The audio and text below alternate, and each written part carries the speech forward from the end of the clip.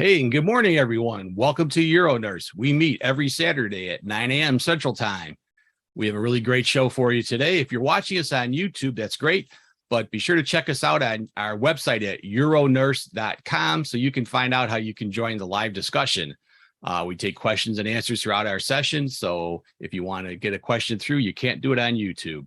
So today's a little bit different format. We've been trying some things out, and the first half, we normally take general questions. If you've got a question, feel free to put it in on the Q&A. We will take it during that first half. But since there hasn't been a lot of questions coming through, I got a new idea we're going to try.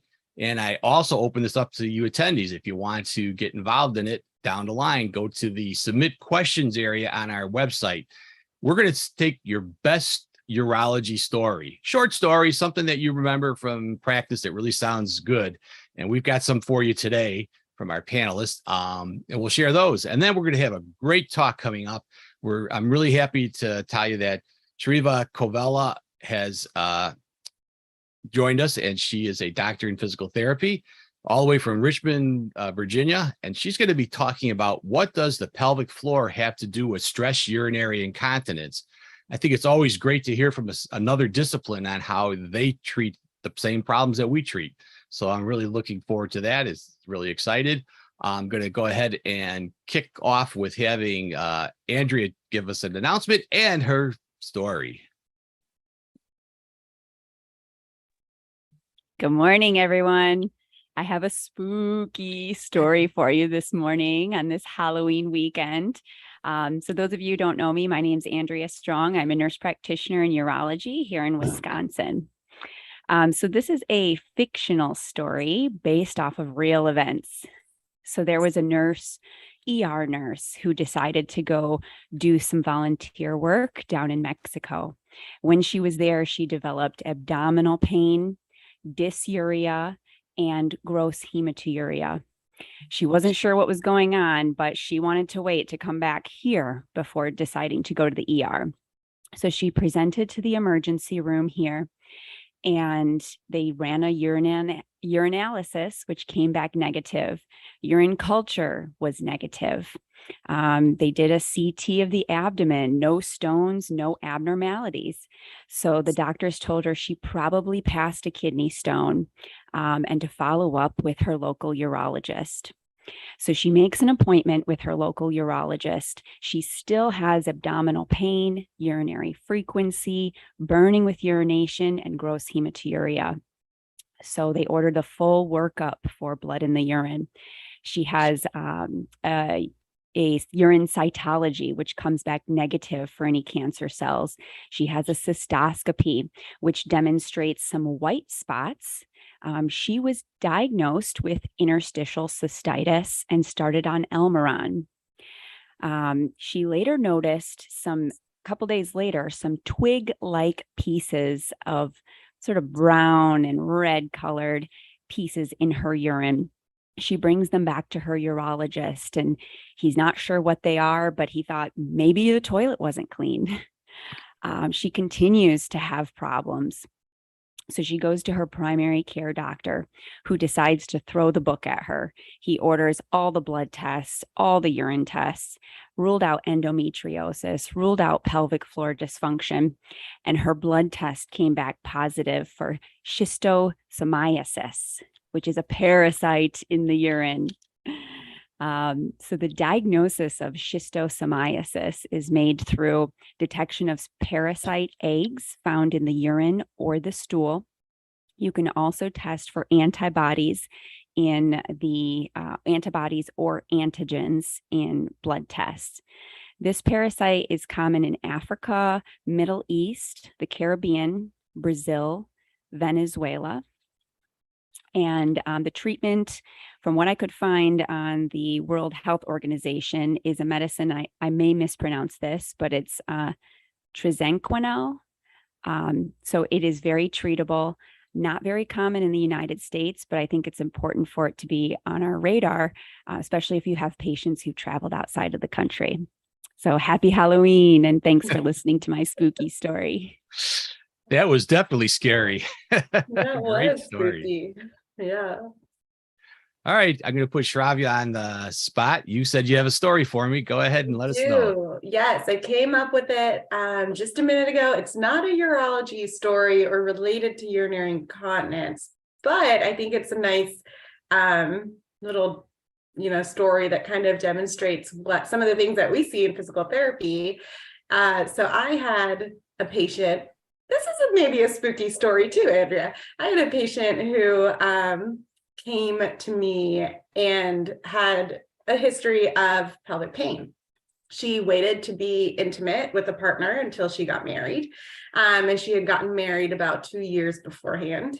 And when they tried to be intimate, it was so extremely painful. She was almost passing out from the pain, and it felt like a block. So she went to her primary care, who referred her over to a gynecologist in her area, and she didn't have one yet as they had moved.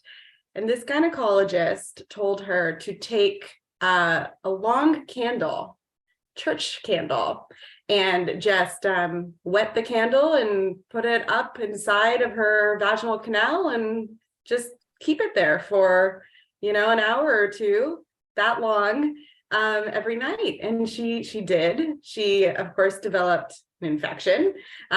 She had some other issues that went on, and it was over 1.5 years later until she came over to pelvic floor physical therapy and was telling me this story. And, I was like, keep a straight face, keep a straight face. But she did it. And so we had to kind of talk her through, we're not going to use candles, we're going to use dilators and work on, down regulating the nervous system, breathing, all of this good stuff. But this story does have a happy ending. After working with her for about 6 to 7 months and having a home program, she was able to be intimate with her husband. They were able to conceive, and they have a baby. So that's a happy ending to that story. But a little spooky because someone told her to put candles up there, which never do. That was a great story. Love it. Hey, John, I know I didn't tell you, but you have a story. I'll put you on the spot. Oops, you must be muted. Okay. Coming up with the story. All right. I'll think of one. All right. So I'm sure, well, shower thoughts for me is vasectomy thoughts. As I'm doing vasectomies, and I do a lot of these, I'm always thinking, well, what do people mean when they say balls to the wall? Balls to the wall. What does that mean? Right? As an immigrant, I had to learn English. English is a second language to me. All these idioms, what do they mean? So I had to look it up and try to figure out what is balls to the wall. Well, it's pretty straightforward and simple. So when you say balls to the wall, you're trying really, really, really hard to do something, right? You're giving the 110% effort. Well, if you think about on an airplane, on a general aviation, not a commercial airplane, but on a general aviation airplane, believe it or not, often the throttle of the airplane is shaped like a ball. And when you push that forward towards the part of the plane called the firewall, towards the front of the plane, that means you're increasing throttle. And so balls to the wall, meaning you're increasing the throttle all the way up 100% towards the firewall, hence the word or the phrase balls to the wall. Hey, great story for off the cuff. That's a neat idea. Neat thought. All right. So I do have a story since we were just talking vasectomies. This is my favorite vasectomy story. True story, hard to believe. But anyway, patient comes in. I'm getting the patient ready for the vasectomy. I do the scrub ahead of time for the docs. So the patient's getting ready to come in. We normally don't let the partner come into the room just because we got another person to worry about fainting or whatever. But the wife says, I've got to come in with him. He's got a severe anxiety disorder. I said, okay, well, she said, I'm the only one who can talk him down. He'll be fine. Long as I'm there, it'll be fine. So doc said, yeah, go ahead. we'll go ahead and try that. So anyway, patient comes in, wife comes into the room. I got to go through my normals. You know, anybody who's done this over years and years, you just kind of spit this stuff off the top of your head. I said, very good. I said, I need you to undress from the waist down. I turn around and the wife has now pulled her pants and underwear down. She was so nervous that she just listened to what I said. The husband said, honey, I don't think he meant you. So that was my crazy vasectomy story. I love to tell that every chance I get. My gosh, I love it. That's funny. So just watch, John. Someday if you have a wife come in, they can be awful nervous. Yet another reason why we do not have spectators. Now, we do allow live streaming if they want to live stream it, or if they want to record it on their phone. That's great. That's your privacy issue. That's your HIPAA issue. That's not right. my HIPAA issue. So go ahead and record as you wish on your device or stream it to whatever platform. That's your prerogative. We do not allow spectators in the vasectomy. Besides, it's only 5-6 minutes, so Yep. You're not going to miss much. Yep. All right. Well, that was great. Those are some great stories. And for all you panelists, thanks for joining us today. As always, we're here for you guys and to make this a great show. You can see we got our Halloween theme. I hope everybody has a safe weekend of tricks and treats. Also, just to keep in mind, you're welcome to send in stories to me. I'll read them off on the air. So if you have a great story and you want to share it, just go to the website and send it off as a submission. And maybe next week we'd be reading your story. And if you got a great story and don't want to have your name, just mention it. Just put down anonymous. Glad to keep you anonymous. Again, anytime you have questions, feel free to ask those.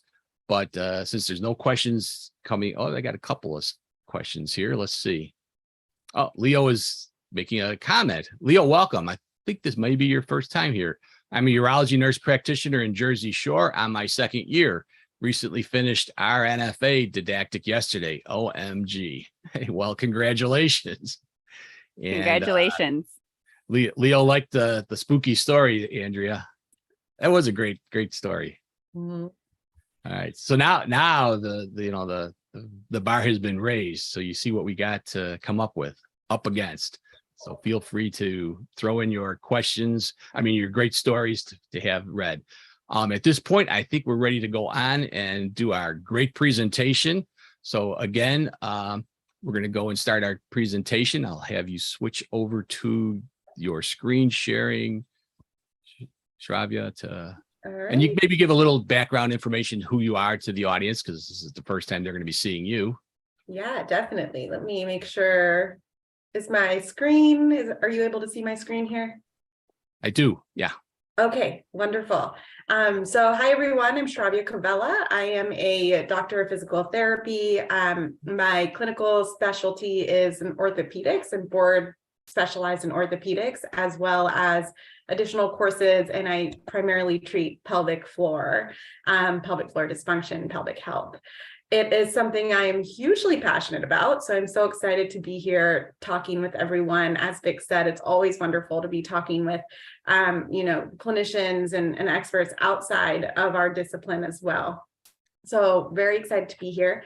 I'm also the business development manager at Flight, which is actually how myself and a colleague met Vic at SUNA. We were presenting some research at SUNA specifically about our product Flight, which is using a new technology called mechanotherapy to improve stress urinary incontinence. And we were presenting our 2-year long-term follow-up data of our study that demonstrated that even with discontinued use of Flight, our participants still had improving ICIQ scores, IQOL scores, or quality of life scores, which we're really excited about. So more options, more resources for women out there is always fantastic. So what I wanted to talk about today is what does the pelvic floor have to do with stress urinary incontinence? This is a pretty broad topic, and I'm sure many of you are familiar with some of the things that I'll talk about today, but I think we could spend hours talking about this. But I'm just going to do an overview of, from a pelvic floor physical therapist perspective, how we might look at stress urinary incontinence, and hopefully be able to give you some points to take away from here, things to think about with your patients, and knowing, when or how to refer to a pelvic floor PT or other resources or options that might fit into your patient's lifestyle a little bit better, such as flight. All right, so we're starting pretty basic here. What does the pelvic floor do? These are, I call them the 5 S's because we all like to remember things when there's a mnemonic or something involved. So the 5 S's: stability. The pelvic floor is one of your main deep core muscles. So a lot of time people are thinking core muscles, they're thinking 6-pack abs. We're thinking about that deep lumbopelvic core, which is going to include the diaphragm, the transverse abdominis, a little muscle in your back called the multifidus, and then your pelvic floor muscles. So they play a really important role in stability of the pelvis, the hips, the spine. So always, wondering, asking questions about previous hip injuries, for example, hip labral tears are a risk factor for pelvic floor dysfunction, back pain. There was a study done where they had participants, all female, who were coming in for back pain to physical therapy, and they asked them questions about urinary incontinence, and they found that 79% of those back pain patients did have urinary incontinence. So pelvic floor muscles play a big role there. They play a role in support, as many of us know, support of the organs, of all the good things that live in the pelvis and our abdomen. So that could play into those prolapse symptoms that we sometimes hear about: pressure, heaviness, as well as stress urinary incontinence, which we'll get into. Sphincter control, that's urethral and anorectal sphincter. Sump and pump helps with lymphatic drainage, and as well as sexual health. All right, so just a little diagram here, very simple, of the pelvic floor muscles. They live right at the base of our pelvis, so they almost create a hammock or a sling. And they, as you can see, they're supporting the organs right there. They start at the pubic bone, come all the way back over to the tailbone, and they expand from sit bone to sit bone. So we've got 3 layers of pelvic floor muscles. They all have functions that play into those main 5 functions that we spoke about. A strong and a healthy pelvic floor is rare. I'm just going to put that out there. It is rare. That being said, it doesn't mean that your patient may have symptoms. We can have a tense pelvic floor without having any symptoms. We can have a weak pelvic floor without having any symptoms. And so keeping that in mind when you're talking to your patients. Now, generally, those symptoms may come about, and a lot of times they may come about when there's something else that's added to the picture. So if you have a patient, for example, with a tight pelvic floor who has a vaginal birth, and maybe has some scar tissue from tearing, that may be a problem after birth for their postpartum care, because their baseline was already tighter, even though they may not have had symptoms at that time. And similarly with the weak pelvic floor muscles. So you can see on the left, the tighter pelvic floor muscles are sitting higher, and on the right, you see that they're weaker, they're dropping down.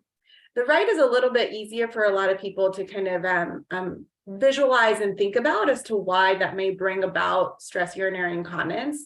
So sneezing, coughing, laughing, activities such as jumping, any type of sudden or forceful activity that causes urine leakage is what we consider stress urinary incontinence. A change in that abdominal pressure that causes pressure to go onto the urethral sphincter.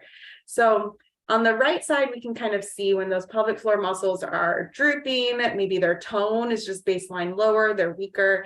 You see that, if you look at some of these organs, that the urethra is not as tightly held. You can see same with the rectum. So that kind of makes a little bit more sense for us. When we're thinking about the tighter pelvic floor muscles, we can still have those same issues. If we have tight muscles, then they can't function as they need to. We need to have a full range of motion of our muscles. So one of the ways I describe it is if we look on the left, if someone has an urge with a urinary urge, and then they're trying to squeeze and hold it, they don't have any more squeeze in them because they're already baseline just overactive or tight. So that can also lead to some issues. I also wanted to distinguish here between overactivity and tight pelvic floor muscles. A tight muscle is like, gosh, you sat on an airplane for hours and you get out and you're like, ooh, my back is stiff or my hamstring is really tight. You stretch it and you're good to go. It feels loose. It's all good. So a tight muscle versus an overactive muscle.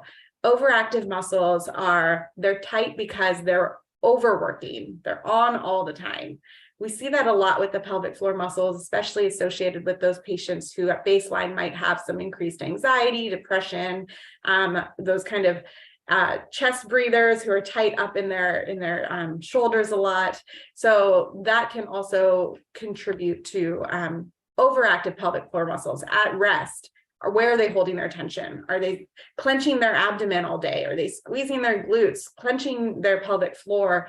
All of that can lead to tense pelvic floor muscles. And I will say, especially since the pandemic, we've seen a lot of tight pelvic floors. It's a stressful time for all of us. So, all right. So stress urinary incontinence, as we talked about, loss of urine with any forceful or sudden activity. A lot of times we think about impact activity, jumping on a trampoline with your kids, running, things like that. It can be even with daily activities, getting out of a chair, getting out of bed, things like that as well. So it's going to look different for each person. Some musculoskeletal causes to think about. I say some because this is a general list and there's definitely more reasons out there, but a good way to start thinking about this from a musculoskeletal perspective, we talked about the weak pelvic floor muscles and the tight pelvic floor muscles that may contribute to stress urinary incontinence. We spoke briefly about the overactive pelvic floor muscles.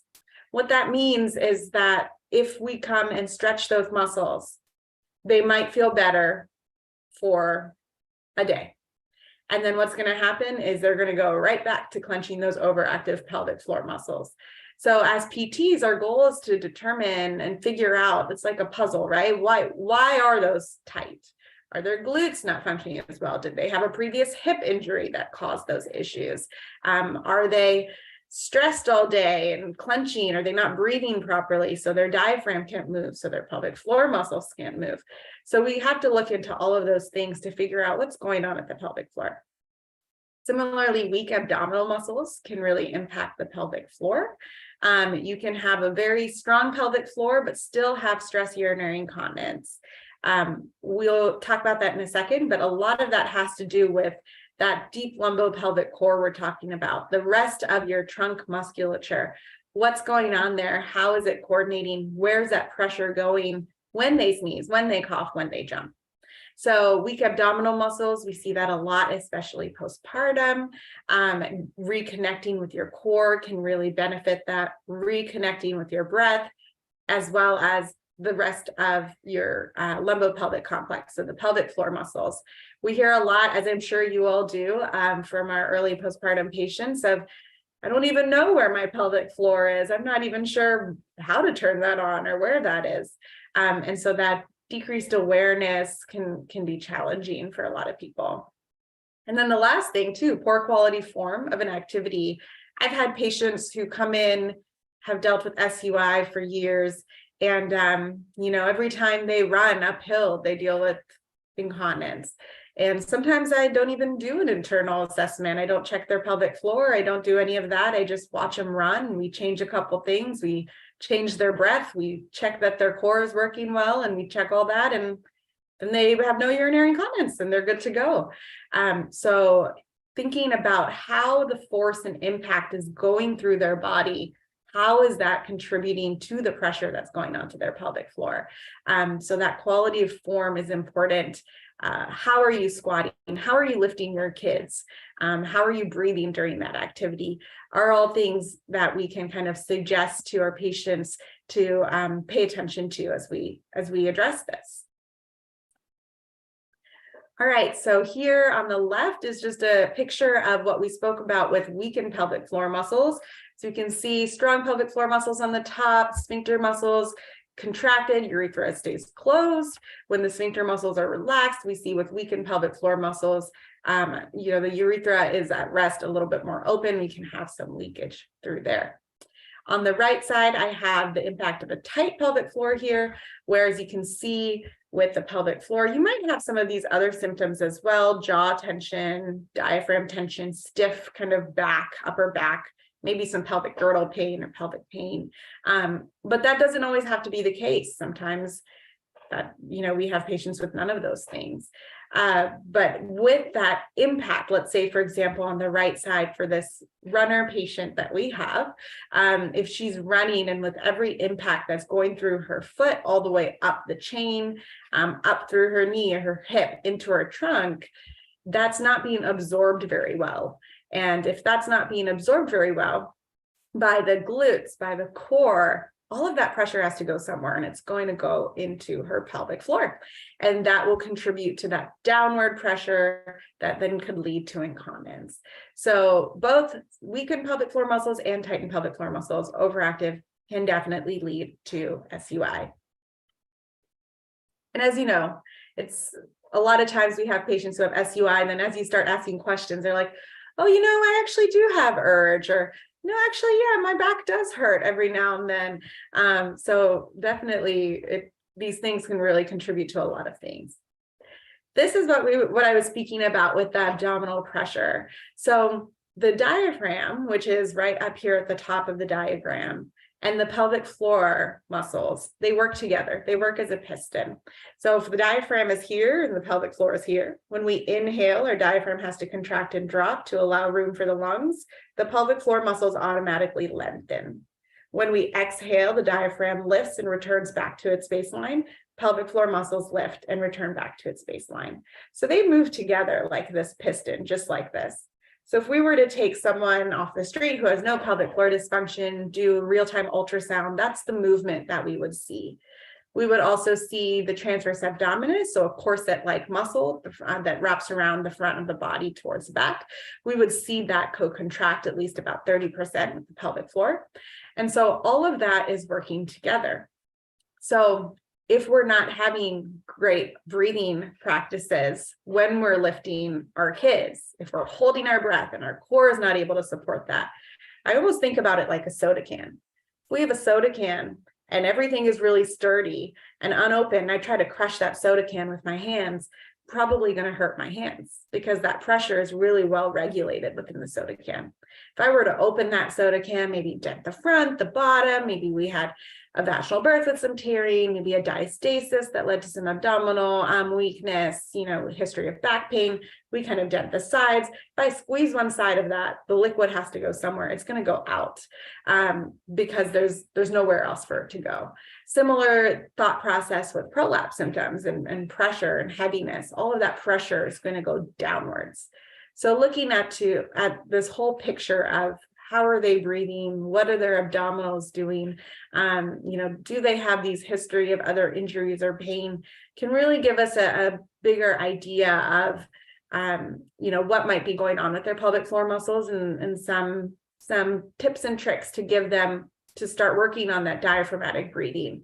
Can they exhale during exertion? A great place to start, because we know that when we exhale, the diaphragm lifts and the pelvic floor lifts. So that can help give some support and stability, potentially lift against that pressure that's coming downwards. So all of those techniques can play a role into some of the things that we look at. But I really wanted to kind of give this big idea of 100% the pelvic floor is very important. And we do 9 out of 10 times do address it and look closely at it, whether through an internal or external exam based on the patient's comfort level. However, we are looking at the whole system, because just as your shoulder doesn't work without your neck or your elbow or your wrist, your pelvic floor muscles are working within a system as well. All right, so some signs of pelvic floor tightness and overactivity that you may hear that might clue you into this could be that urinary urgency and frequency, tailbone pain, even patients who have had a fall on their tailbone 15, 20, 30 years ago. There's some research that supports that could be leading to pelvic floor dysfunction even far down the line. So asking questions, did you ever fall on your tailbone or on your pelvis when you were a kid even? Back pain, any type of pelvic pain, that's an umbrella term, right? But pelvic girdle pain, pubic symphysis pain, dyspareunia, anything like that. Pain with vaginal and rectal penetration, with speculum, with intimacy, with tampon use. You'll be surprised if you ask these specific questions. You might have some patients who say, oh yeah, actually, tampons have always been a little painful for me. I just don't use them. And things like that. Difficulty fully emptying the bladder or starting the stream of urine, so hesitation, constipation or straining with the bowel movement. And I just wanted to kind of put out a little statement here that these are signs. Every individual is different. Of course, we know that. And you might have some patients with some of these things who definitely do have weak pelvic floor muscles. But if we're looking at patterns, this is a good place to start for those patterns. Signs of pelvic floor weakness, especially looking at the postpartum, depending on what their experience was during childbirth, can also give us a clue into that with the tearing, plus some of these different signs. So stress urinary incontinence, we know that that's not always a sign of pelvic floor weakness based on what we talked about, but compared to urge, we tend to put it more in this umbrella than the pelvic floor tightness. We might have some pelvic floor heaviness or pressure, so the prolapse symptoms. As we know, with prolapse, the severity of prolapse does not always equal the symptoms. So I do have patients who come in and say, gosh, my doctor thinks I have no prolapse, but I have these symptoms and I'm not lying to you. It's like, oh no, we believe you. But it's just, maybe the severity isn't so bad at 9 a.m. in the morning. And that's when they have their doctor's appointment. So that might impact as well. That's a sign of pelvic floor weakness generally. Fecal incontinence, early postpartum we spoke about, and then back pain is also an indication for pelvic floor weakness as well. So these are signs. Every individual is different, but just some things to start thinking about as you are speaking to your patients who are dealing with SUI and starting to maybe dive a little deeper into, is this maybe a pelvic floor weakness issue, or is this an overactive tight pelvic floor? And that might give you some guidance on what recommendations to make. For a tight pelvic floor, we may not make the recommendation of doing Kegels at home, because if those muscles are tight or overactive, we don't want to be squeezing them and clenching them even more. We will need to teach them how to relax those muscles, which can take time. It has a lot to do with the nervous system. It has a lot to do with a lot of the other muscles around there. So that, for example, might cue us into, hey, that could be a good idea to work on some breathing, maybe try some yoga, some stretching in the meantime while you're, getting in with a pelvic floor physical therapist. There's some great online programs now that work into down training of the pelvic floor. There's a lot more awareness of that, which is fabulous. Pelvic floor weakness, that might be a great opportunity to say, hey, what are you doing with your core muscles? What are you doing with your form when you're doing these things? How are you working out your glutes? Can you start working on your Kegel, but not just squeezing and clenching all the time, because we don't want to cause tightness issues, but instead, can you focus on feeling the lift and the lower? Can you maybe put a little towel between your sit bones, sit on a hard chair, and as you exhale, feel the lift, and as you inhale, feel the drop of those pelvic floor muscles, and practice that full range of motion, so that they can then develop good coordination of these muscles. All right, so I wanted to introduce a little bit about flight and what we're doing, as that was kind of the research that I know Vic was excited and interested about when we spoke at SUNA. So what we're doing at Flight is we created a pelvic floor product that we are really excited about, because we feel that it's completely different from what's out there on the market. As a company, we have pelvic floor PTs on our team, and so just knowing that, you probably already know that we're very passionate about finding the right people who are going to benefit from this product. We are not afraid to tell customers, this isn't right for you because it sounds like you're dealing with X, Y, and Z, maybe some pelvic floor tightness, maybe working on this. We don't, of course, medically treat over the phone or anything like that, but just give guidance, make referrals, try to help, all people find the right path for their journey, because we see so many patients who get so frustrated and are not sure what to do. So with Flight, we have developed a technology. We use something called mechanotherapy. It is essentially just a light oscillation or vibration of the wand. The wand is intravaginal. That wand sits in the vagina, gives a nice gentle stretch to the pelvic floor muscles first, and then it starts lightly vibrating.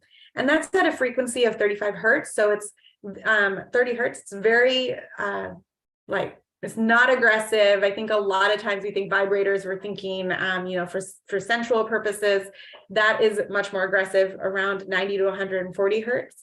This is very gentle. And what that does a couple things for your patient. It's going to help give them some proprioceptive input.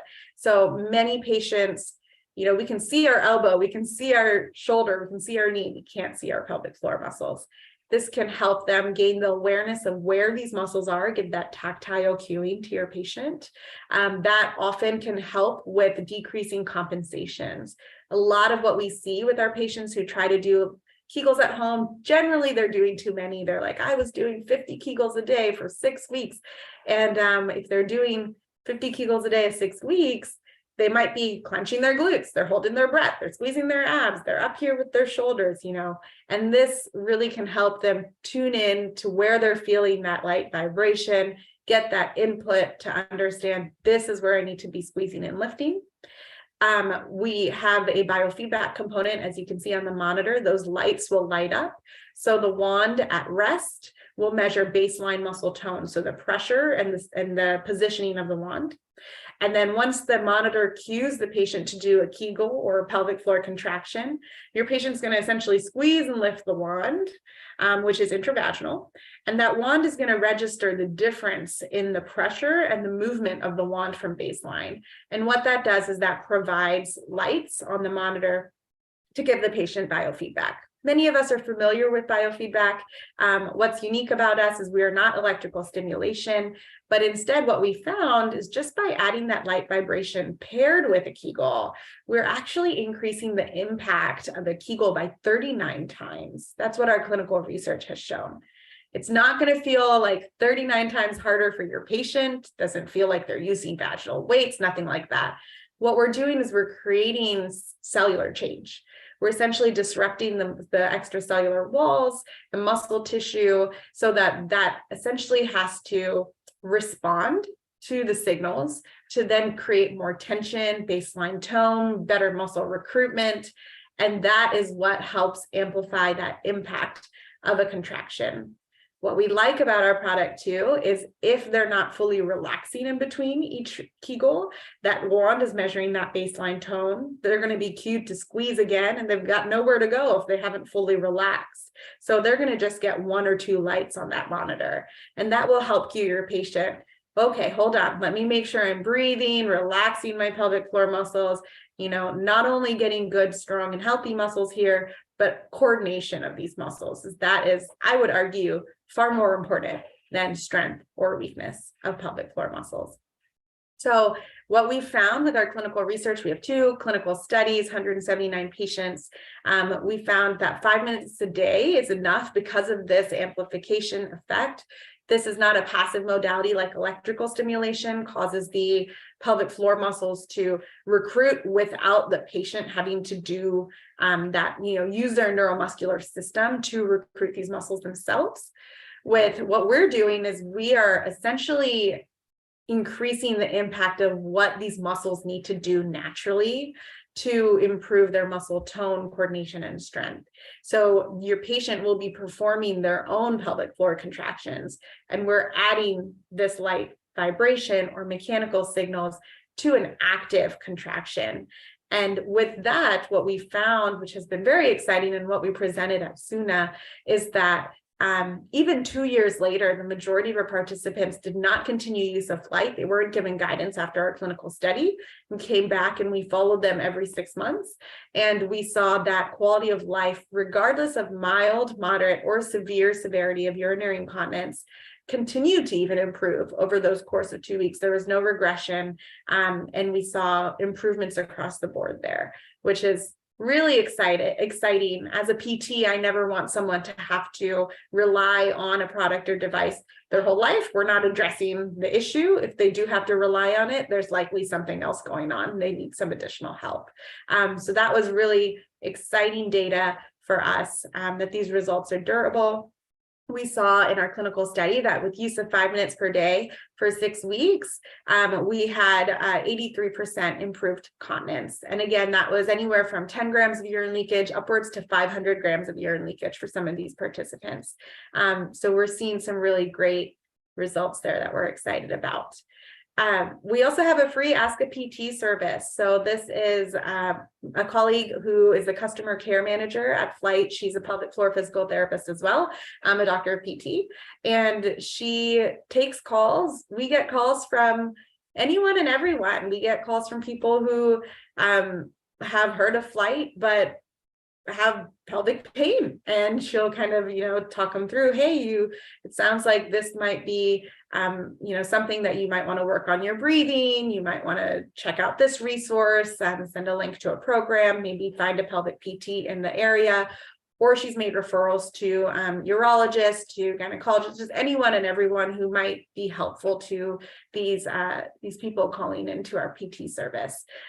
So we are there to help guide them. Of course, for our customers who purchase Flight, we're there to help guide them with tips and tricks on to how to really make sure that we're addressing the whole system so that they're using Flight while thinking about their breathing, while applying it to some of their functional movements, to whatever is causing their urinary incontinence. So we're really proud of that service because, again, as a product company, we really want to make sure that we're thinking about the customer, and we want to be kind of a customer first company, just as in clinical care, we are very patient first, patient centric. So that is available to all of you. We have clinicians who like to use that and give that to their patients if they have questions about their pelvic floor. And they can just call in, schedule a 10-minute time slot, and our customer care manager is a pelvic PT, Leah. She will just call them and talk to them. It's almost like triaging them and help them figure out the right next steps. Based on their history. So that is available on our website. You can just go to flighttherapy.com and you'll click Ask a PT, and you're welcome to give that to any of your patients. Hopefully that is something beneficial. We always want more resources out there. I just wanted to add in, these are my last few slides, but just some of the testimonials that we've received, which is so exciting. As a pelvic PT, I will say very clearly, I think every single person should have a one-on-one assessment and get care. We should be doing preventative care. However, that's a long way off, and we've got to still work on that. So we definitely need to have more resources and education out there. So it's really exciting to see Flight, which can really be incorporated, especially into new moms' lives, people who are really busy, may have to travel a far way for pelvic PT, may not have the financial ability to do it based on their insurance, lots of different barriers out there. So really exciting to see, for example, this mom of 3 young children see improvements with her running after her pelvic PT, who actually we reached out, and this pelvic PT recommended Flight, especially for this patient, because they were not able to come in as frequently either. They had children, childcare, other things going on. And she had some great results. So we're really excited about that. And then lastly here, another testimonial about not wanting to have surgery and seeing improvements there, which ties in nicely with our first clinical study where we had 60 women who were actually all, all recommended surgery. They had all gone through conservative care, pelvic floor, physical therapy, pessaries, other types of conservative care, and they were not improving. So they were all recommended surgery. And Flight, actually, this was in Norway, the first clinical study. Flight was just, before it was called Flight, this new device that was being researched was offered as a clinical trial option. It's not invasive. Hey, before you have surgery, if you want to opt in. And all 60 of these women completed the program. None of them got surgery after the clinical study. And when we followed up with them 2 years later, none of them had received surgery, which is always amazing. So very, very exciting. And then lastly, I just wanted to put some of my information up here with Flight. If you are interested, your patient just can go to our website. No prescription is required. They can use HSA, FSA funds and purchase off there. We also have payment plans. It's $395 for the unit. That's for your patient to keep. They have access to all our education. We have a private Facebook community as well with our customers where we like to post some pelvic floor education, things like that. And so that's available to any of your patients. And we also do clinician codes. So if you feel like this would be beneficial for you, you can reach out to me. My email is right here, and happy to create a code for $50 off for your patients. And any other options on collaborating or trying to get some more resources out there. We're doing things like this. So thank you, Vic, so much for inviting me on to spread the word about pelvic floor and pelvic health. And please follow us on social, and we appreciate your support and happy to take any questions. It was a really great presentation. Can you take it out of screen sharing? Yes, I can. Okay. And good. Then I can see everybody. That was a great presentation. I was very impressed when you gave the poster talk at SUNA. That's what really got me, out to recruit you to talk, and I wasn't disappointed. So we do have some. We do have some questions that came in. I want to ask you some of these from the audience. So Leo Ligon said, "Great informative presentation. Pelvic physical therapy is has a very high demand in the local community. Thanks for the wonderful PT providers. I will ask proximal PT providers regarding the Flight treatment options." Question: Flight patient insurance coverage, Medicare, private? Yeah, great question. So since Flight it's an over-the-counter product, so insurance does not cover it. To be transparent, the reason that is because there's no code for mechanotherapy right now. It's a new technology. And so the insurance companies say, oh, this is electrical stim, use that code. And we legally cannot because we're not electrical stim. So that is our next battle. We are working on that. As I'm sure you all know, that takes a lot of effort and a lot of years. So hopefully we will get there, but we do have FSA, HSA, we take those dollars. We have a payment plan. We also have a performance back guarantee for that reason, because as I said, it's important to us that we're helping the people who truly will benefit from this type of product. So we do have our free Ask a PT service. If you have patients, they can always call to kind of get guided if this is appropriate for them. And then secondly, the performance back guarantee, if your patient were to use this, all they would need to do is just call our customer care within those 6 weeks so they can get some support and tips and tricks. But if it's still continuing to not give them the results they need, we take it back and we refund them. Well, that's really good. Leo also had a second question. How much significance does the postmenopausal vaginal atrophy contribute to stress urinary incontinence? Any inputs with over-the-counter daily medical skin, olive oil, Replens, Refresh, and prescription estradiol cream? Yeah, that's a great question. We definitely see that, especially if you have some thinning of the vaginal tissue that can also impact the urethra and right where the urethral opening is as well. So especially with those patients, if they're in my clinic as a pelvic PT, most pelvic PTs will do a vulvar examination and look at all of that very closely. Generally, I found that it definitely can be a big part of the urinary incontinence. It's usually a piece of the puzzle. So that's generally something that if we do see that with a patient, we definitely make that referral out so that they can get that care and start, appropriate treatment. And then we're also working on how are you breathing? How are you moving? All of those good things. I generally find that that's kind of the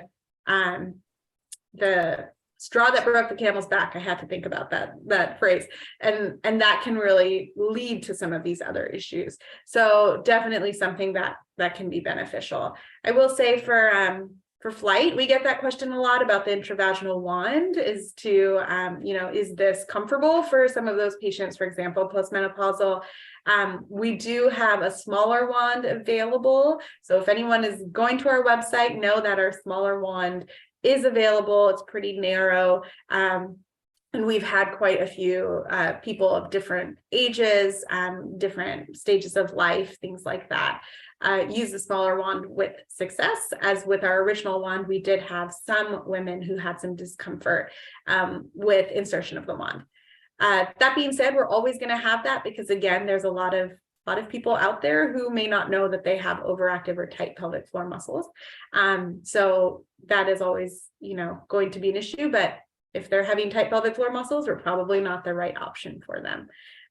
So that smaller wand is going to be our standard starting here in the next few weeks. So hopefully that will kind of give everyone some confidence. For some of those patients who might, be perimenopausal or postmenopausal, have been doing very well with this new wand. Very good. Thank you. Now, Paula Wagner sent in this question. What do you think about the chair? Oh, the Emsela chair. Well, I'll be very honest. I absolutely despise it. I think you'll hear most pelvic floor PTs along that same line. It is not very specific. It's not addressing the whole system. It's not addressing coordination. And generally what it's probably going to do is cause a lot of really overactive tight pelvic floor muscles, because it's just causing your glutes and your abs and everything to turn on all at once. And it's very expensive. It's very expensive. And it's hard to fit that into people's budgets without the appropriate, really great research that I would look behind it. For those of us that, like myself, who doesn't know what the chair is, could you explain what that is? Yeah, so I don't know too much about it, but essentially it's a chair where you can, I believe it's like $1,000, maybe more to do one session, but you have to go in for multiple sessions. I think anywhere between 3 to 9. But it's essentially going in and it's stimulating the muscles. You just sit on it, so it's external. It doesn't involve anything intravaginal, and you just sit on there, and it essentially causes all your muscles to contract by an external amount. So it's electrical stimulation, but from the outside. And it's got very popular actually on, and I'm embarrassed to know this, but it got very popular on reality TV shows because some of these people like the Kardashians and all these were kind of using the Emsela chair to help tighten their vaginal area. And, there's a lot of issues with that too, but we'll leave it at that. I had a feeling it was the back in the day, we had something called the neotonus chair, which was electromagnetic stimulation. I think this is just the same chair dusted off, and it didn't work then. I have my doubts about now. Yeah, definitely would not recommend. The one thing people question, it's not covered by insurance, and you said $395. I think when pads are not covered by insurance, and you start adding up the cost, what people are paying for incontinence, management, not treatment, I think it's really not a bad price. Yeah, absolutely. We did a comparison study even, and we found exactly that, that this is a pretty reasonable price in terms of how much patients are contributing daily. And I mean, it impacts your quality of life so much. And so we have had so many women just reach out to us and say like, this was worth it, which is fabulous. And, we do try to make it as accessible as possible. And because our product is a little different from some of these biofeedbacks, it is a little bit more expensive because it has a weighted motor, an accelerometer, and a gyroscope all within that little wand. And so that is mainly the reason. Any questions from any of our panelists? Andrea. Thank you so much, Dr. Kovela. That was a great presentation. Can you go over what's the best way to do a pelvic floor exam in a male patient? Oh, I love that. Yes, absolutely. So the best way would be going ahead, and if the patient is comfortable and you have their consent, going anorectally. That is the best way that you can get that information. Essentially starting at the external sphincter and just testing their strength there first. I'll often have them see if they can try and squeeze and lift where my finger is. And then I'll also have them feel if they can bulge. A lot of times, you'll see that the coordination can be kind of difficult. So if you have an opportunity to spend a minute there and just kind of give them that cue of, can you feel my finger? Sometimes for some males and females, it can be difficult to just coordinate that at first. So it's not true weakness or true, poor bulging, but just not knowing how to do that essentially. So that's kind of where I would start, and then continue a little deeper there and just test their strength. You can test their endurance there as well. And then feeling that bulge and that dropping for pelvic floor. You get all the same information, even with females or other genders. We sometimes it's easier and it's better to go anorectally as well, and you're still getting that information about the pelvic floor. So it's just kind of, for females, it's kind of dependent on what they're comfortable with. But for males, that's how I would go about it. Thank you. Very good. Mm-hmm. This question pop up here.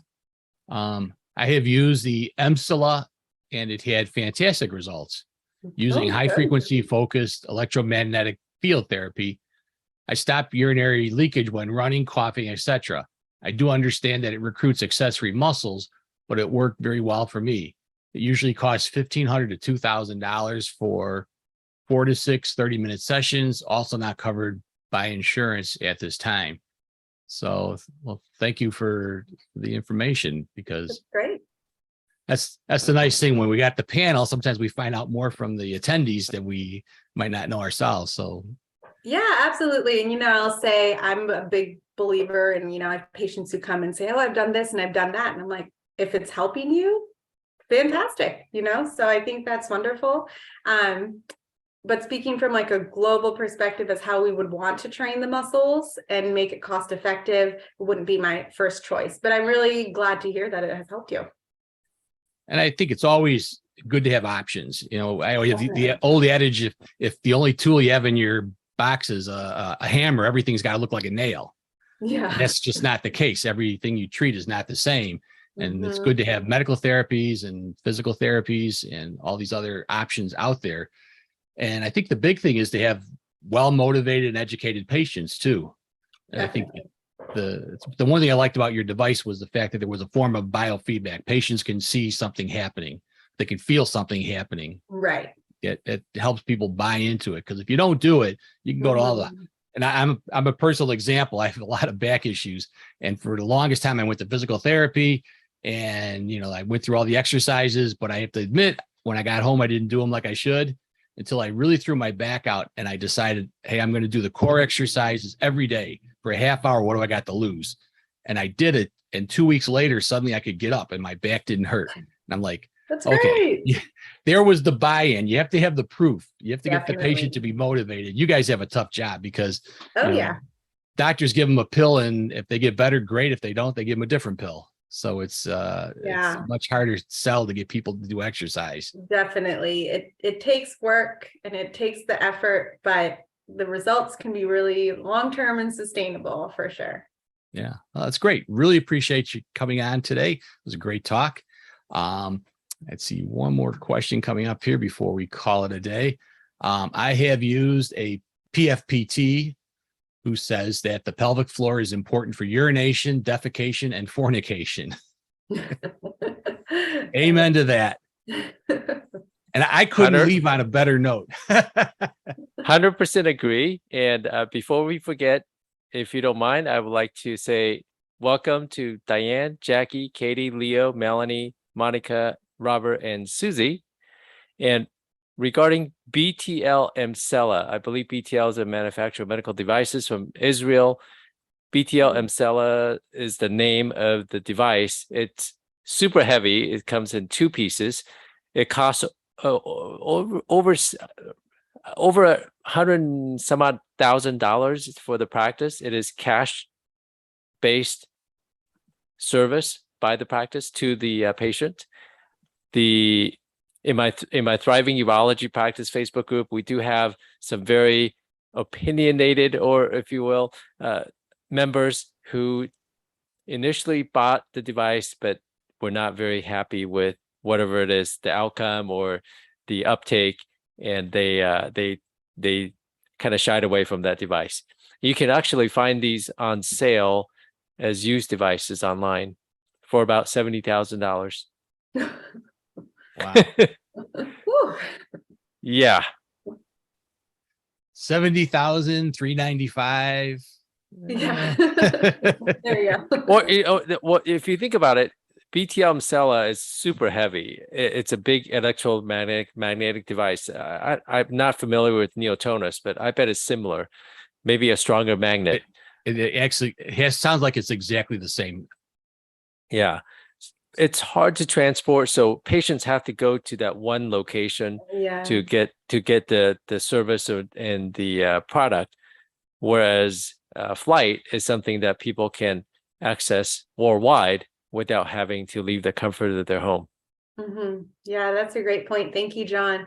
Yeah, absolutely. I think I'll clarify as a pelvic PT. I think the reason that and I'm speaking for all of us, but I think the majority of us are very opinionated about it because we do feel that it's a very expensive attempted quick fix treatment when we know that, the biofeedback is important, the coordination, how you're using these muscles, the breath, all of these other things from a musculoskeletal standpoint.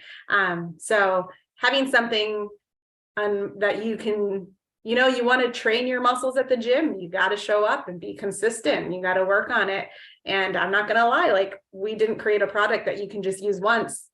And there's a reason for that, definitely. In 2022, everyone wants a quick fix, right? Yeah. Everything it's like you swipe for one click buy, and That's you right. expect your products to deliver to your home in 2 days. Now, the same day, pretty soon it'll be just a few hours, right? We all want quick fixes, and that's why these products and services are so popular. Mm-hmm. I have actually sent quite a few male patients of mine to pelvic floor physical therapists, and pelvic floor physical therapists are kind of a unicorn. They're hard to find. So there's more of them coming, hopefully. Yeah, it's great to have one in your community, and I bet they're just overwhelmed. Yeah, absolutely. The demand has been crazy. And that's actually where we've heard from all types of clinicians of, gosh, my patients can't get into pelvic PT for 3 months. Can I get them to call your Ask a PT service? And so it's definitely a bigger problem, and we hope to be a resource, but you're completely right. We need more PTs and more collaboration. So I'm so glad to be here to be talking with everyone. Yeah, well, thank you. Go ahead. And they work for males and females, especially. Yes, I find that a lot. Yeah, and I find that a lot of my type A personality patients, especially my engineers. I have Intel near me, Intel, the microchip manufacturing plant. A lot of engineers, they tend to be very, very type A. They complain of urinary issues, irritated voiding symptoms, frequency, urgency, sometimes pelvic floor tightness and pain. Those, after a negative examination, getting a good history, they're often good candidates for pelvic floor physical therapy. So I send them there and they do well. That's great. I think the old-fashioned chronic prostatitis diagnosis, a lot of those were overactive bladder. 100% agree. Yeah. Yeah. It could be All from right, pelvic floor. We're going to keep within our normal subject hours and not keep people longer than they wanted to be. I do want to thank everyone for showing up. Great. Thanks to all the panelists. It was a great Halloween weekend discussion, and we are going to allow people to go to the website and click on that after party. If you want to keep having more fun, stay with the after party, click that bar, and we'll see you over on the after party. Have a great day, everyone. Bye-bye now. Bye.